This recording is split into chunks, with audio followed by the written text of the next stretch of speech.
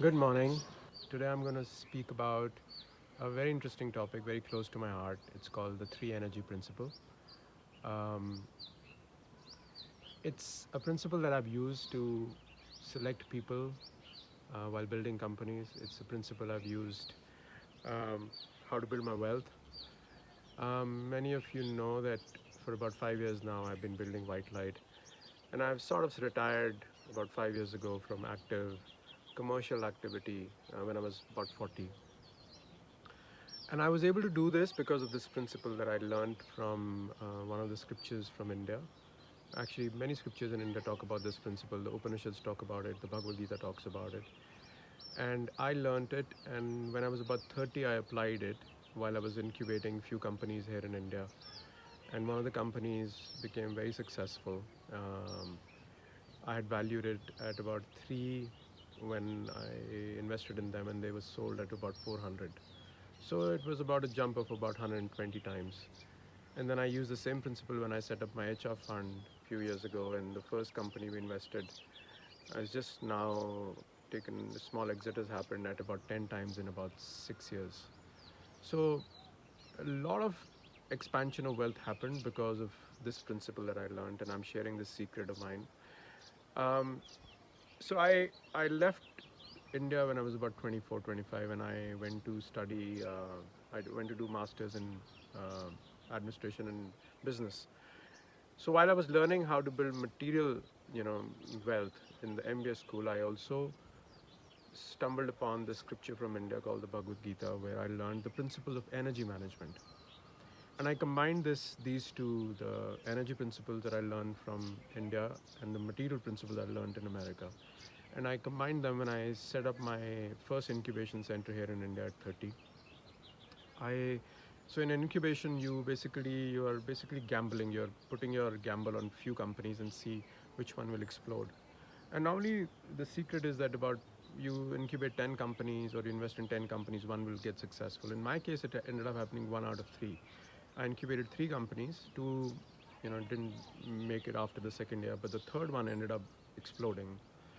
And then I applied this in my coaching work. I started coaching about 10 years ago, around 2000, about 12 years ago, around 2008. I started coaching few CEOs, and one of the CEOs, I saw his wealth, his revenue increase from 1 to 10 times in about 5 years.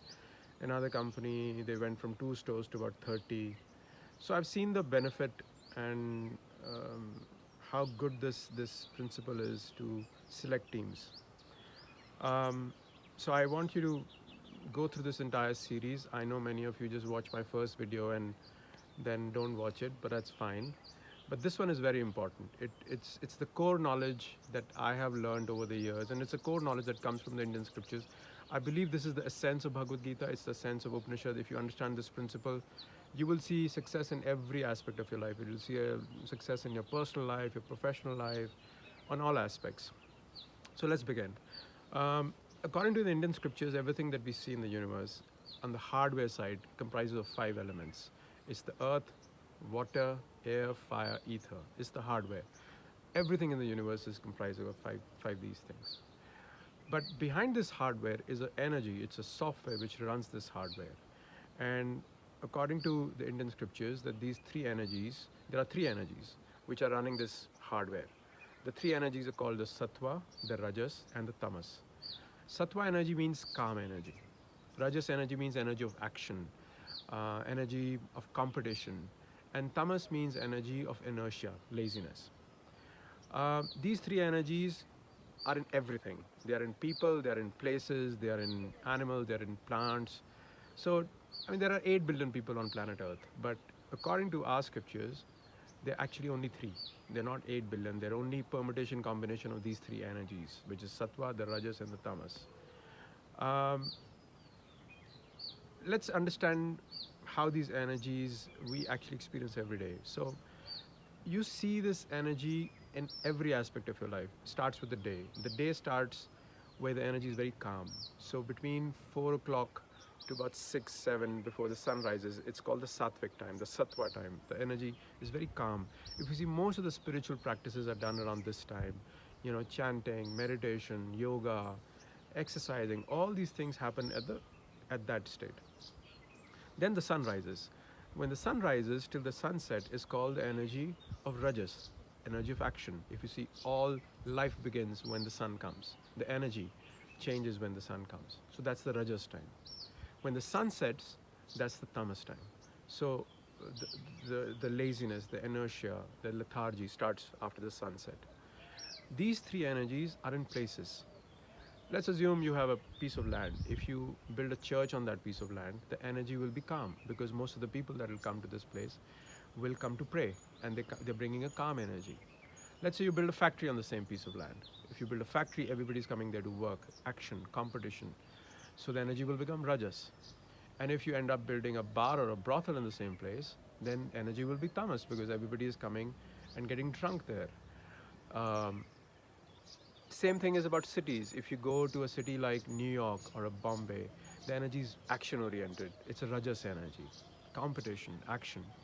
If you go to a spiritual town, let's say you go to Makkah, or you go to Rishikesh, or you go to Haridwar, these are all spiritual towns. There the energy will be of calmness, sattvic energy. If you go to a town like Las Vegas, where there are a lot of bars and all kind of things are happening in Las Vegas, then the energy will be tamas. So, so this energy changes according to the kind of people that are coming to that place. According to our scriptures, even the animals have the same energy. So there are some sattvic animals in India, like cow is considered a sattvic energy animal, while a pig is considered a tamasic animal. Same way in plants, every Indian household has a tulsi plant. It's considered a sattvic, plant. So people pray to this plant in India. Um, the question is, how do these energies come into us? A lot depends on the kind of family that we are born in. If you're born in a calm family, which in India the calm families used to be called the Brahmins, it was nothing to do with the birth. It was only to do with the energy that you were born with. So a calm family will have, the professions of this family will be, the parents would be either teachers, musicians, artists, healers, statesmen, or honest leaders. And what are their qualities? They're purpose driven, they're not greedy, they're full of wisdom, their mind is calm and equanimous, they stay mostly balanced, they're disciplined, they have many spiritual practices to keep their energy in balance. They will do yoga, they'll do meditation, or they'll exercise, they'll go out in the nature in the morning. They'll have some spiritual practice, a daily routine to keep their energy in harmony. They're very loving, they're not dependent on others to give them love. They are very self-sufficient. That's an energy of a calm person. So if you're born in a calm family, automatically you will ingrain these kind of principles in your life. Let's say you're born in a competitive family. The competitive family is in the Sanskrit word is called the Kshatriyas or the Vaishyas. So basically, these are people who would be greedy leaders or greedy businessmen. If you're born in such family, your energy will be different. If you're born into such family, you will always have this "I don't have enough" kind of a mentality. You will always have this constant desire to acquire more. Constant. The word is called trishna. Guru Nanak used this word trishna a lot. It's a quench. It's a never-ending quench, never-ending thirst, which could be called as greed. These people are restless. They're angry. They're prideful. They're fearful. So these are qualities of a person which is in a very competitive family, and these qualities will obviously come into a child. When this child is seeing his parents behave in a certain way, the child will become like that. Of course, exceptions are there, but a lot depends on the environment. Um, these people need constant love and attention. They will always believe family is everything. So this is an example. These are qualities of a competitive family. Let's assume you're born in a careless family, or called the tamasic family. These people are mostly abusive towards themselves. They are drunkards. They are drug addicts. They could be somebody who's failed in his profession, a failed musician, or a lazy businessman who doesn't like, work, or a cheating politician, or a gambler, or a robber, or a mafia guy. So if you're born in such kind of a depleted environment, obviously that's the environment that you see, and that's what you will end up, gaining. Those qualities you will end up gaining. Most of these people are broken-hearted. Something has happened to them in the childhood.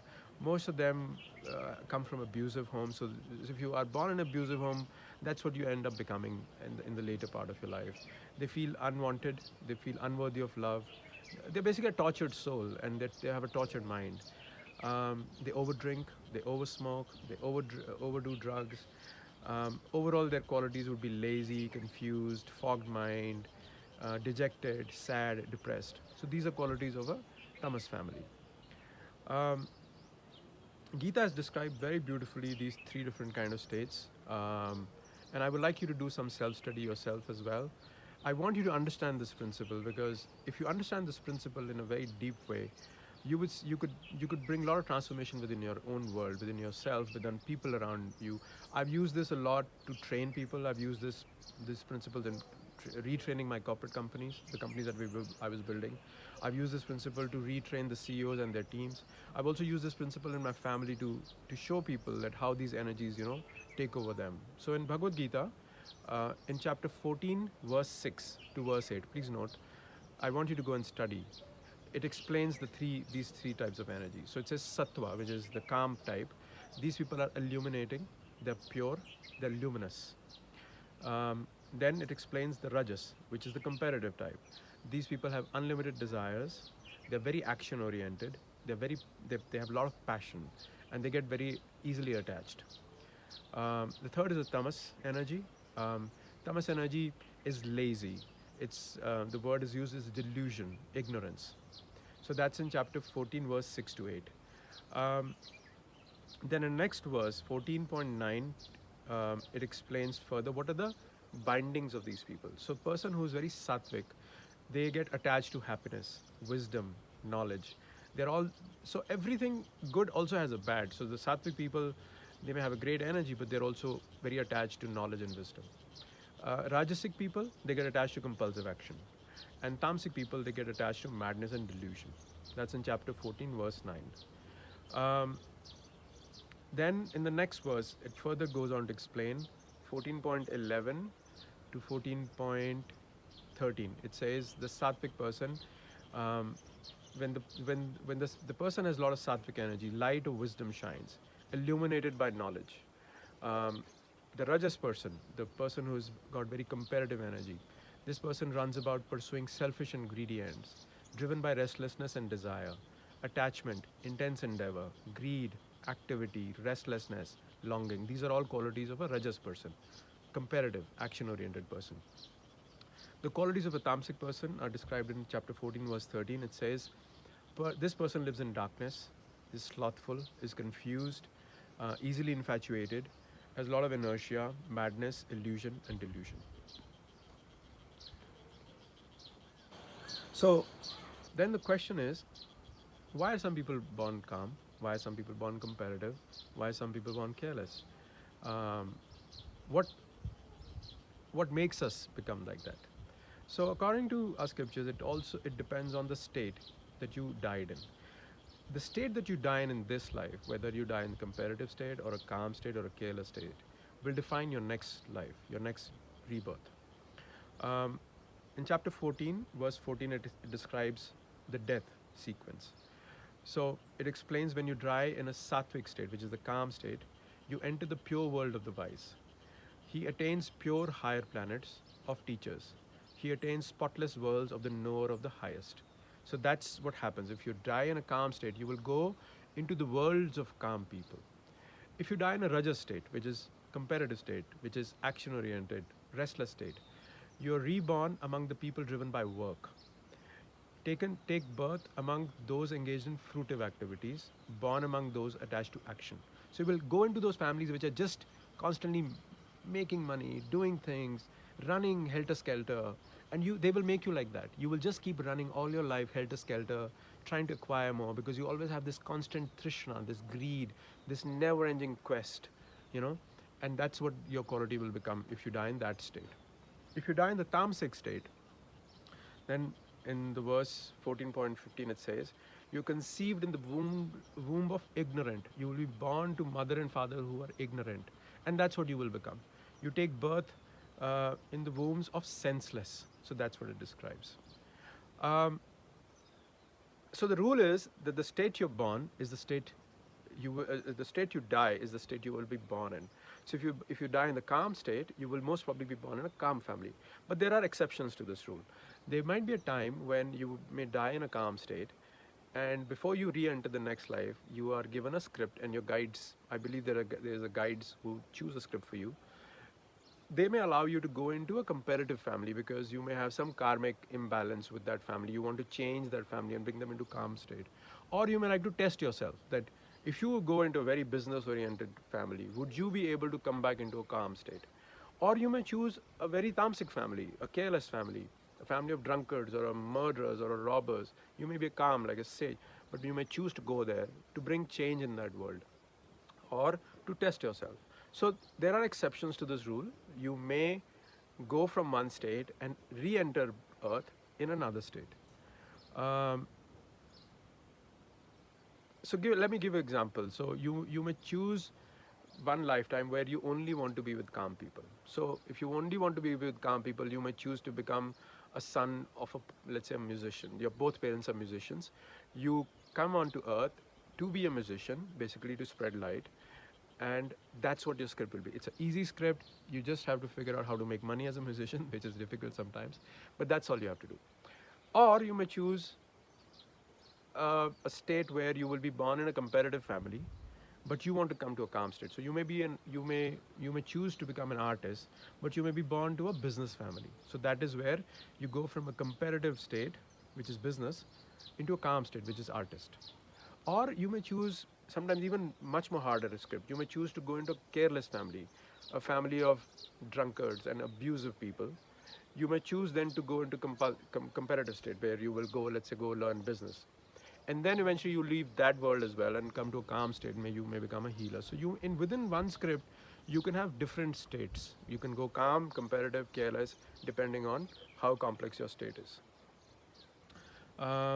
In the next video, we'll talk about what the scriptures talk about the mind of these three states, how they think, how they act. Yeah, they will talk about that in the next video. Thank you.